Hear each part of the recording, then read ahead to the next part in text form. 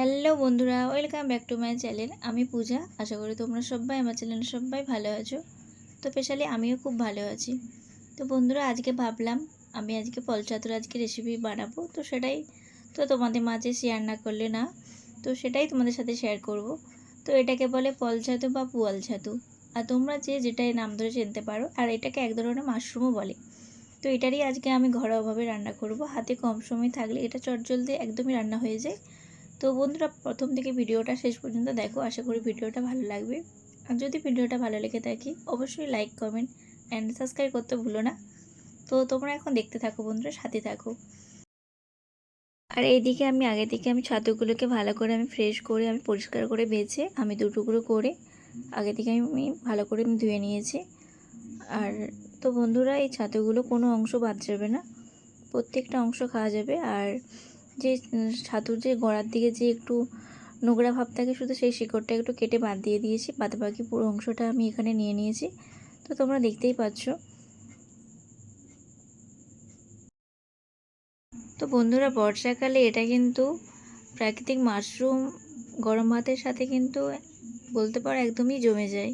তো আমার তো খুবই ভালো লাগে। তোমাদের কার কার এই রেসিপিটা ভালো লাগে কমেন্ট করে কিন্তু জানাবে। তো এখানে আমি মশলা বাটার জন্য এখানে পোস্ত নিয়ে নিচ্ছি। তো এটা আমি ভালো করে মিহি করে বেটে নেব। তো মিক্সার জারে ভালো করে বসিয়ে দিয়েছি। তো এটা আমি ভালো করে একদম মিহি করে বেটে নেবো, কারণ মিহি করে না বাড়লে একদমই ভালো লাগে না। তো সেই জন্য আমার পুরো ভালো করে পেস্টটা ভালো করে বানিয়ে নিয়েছি। তো তারপরে আমি যে ছাতুর যে এক্সট্রা যে জলটা ছিল ওর মধ্যে, তো সেটা আমি ভালো করে হাতের সাহায্যে ভালো করে চেপে চেপে জলটা বাকিটা পুরো ঝরিয়ে নেব। তো তোমরা এইভাবে করবে, যদি বাড়িতে একবার ট্রাই করবে, যদি ভালো লাগে তো কমেন্ট করে জানাবে বন্ধুরা। তো পুরোটা এইভাবে একইভাবে করে নেব। তো এদিকে কড়াটা আগে থেকে হিট করতে বসিয়ে দিয়েছি। তো সর্ষের তেলে কিছুটা দিয়ে এবার ছাতুগুলোকে সব একসাথে ভেজে নেব। আর ছাতুগুলোকে বেশি কড়া করে ভাজবো না, আমি হালকা করে ভাজবো, কারণ বেশি কড়া করে ভাজলে একদমই ভালো লাগবে না। তো সেই জন্য এখানে হালকা করে ছাতুগুলোকে ভেজে নেব। তো আমার ছাতুগুলো ভাজা হয়ে গেছে। তো এবার একটা জায়গায় ছাতুগুলোকে সব তুলে এবার রান্নাটা করব। তো তোমরা দেখতে থাকো, সাথে থাকো, কেউ স্কিপ করবে না। তো ওরই উপরে কাঁচা লঙ্কা, পেঁয়াজ দিয়ে সব একসাথে ভালো করে ভেজে নেব। তো এদিকে আমার ভাজা হয়ে গেছে, পেঁয়াজগুলো নরম হয়ে আসছে। ওরই উপরে 1 চামচের মতন নুন দিলাম।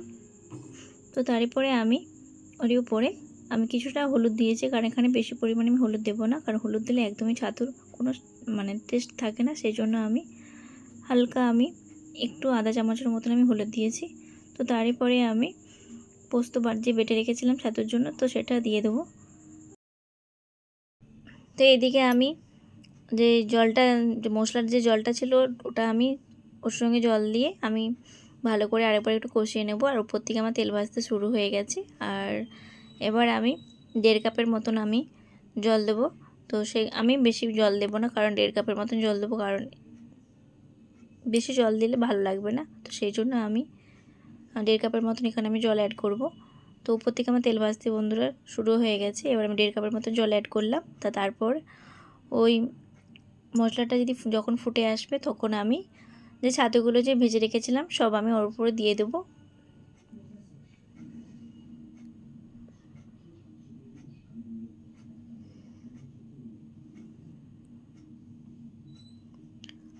এবার গ্রেভিটা যখন পুরো হয়ে আসবে, তখন তারপর যে যে পেঁয়াজের যে স্লাইস করে কেটে রেখেছিলাম সেটার ওপর থেকে দিয়ে দেবো। তারপর তোমরা যে যেরকম নুন মিষ্টি খেতে পছন্দ করো তখন তোমাদের স্বাদ অনুযায়ী তোমরা দেবে।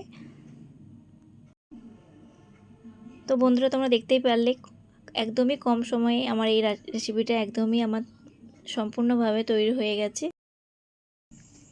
তো বন্ধুরা, ঝোল শুকিয়ে তেল উপর থেকে ভেসে উঠলে উপর থেকে সর্ষের তেল ছড়িয়ে নামিয়ে নাও। আর তৈরি হয়ে গেল গরম গরম ভাতের সাথে খাবার মতো সুস্বাদু ফল ছাতুর পোস্ত। কার কার প্রিয় আমাকে কিন্তু কমেন্ট করে জানাতে ভুলো না। আর আমার তো খুব, বলতে পারো খুব ভীষণ প্রিয় এই ছাতুর পোস্ত।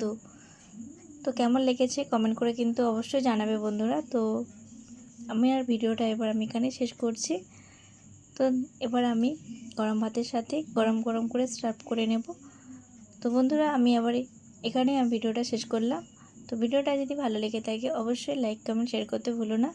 তো দেখা হচ্ছে পরবর্তী নেক্সট ভিডিওতে। ততক্ষণ তোমরা সবাই ভালো থাকবে, সুস্থ থাকবে। Tata, thanks for watching, bye bye. আবারও দেখা হচ্ছে তোমাদের সাথে আমার নেক্সট অন্য কোনো ভিডিওতে। তো ততক্ষণ তোমরা সবাই ভালো থাকবে।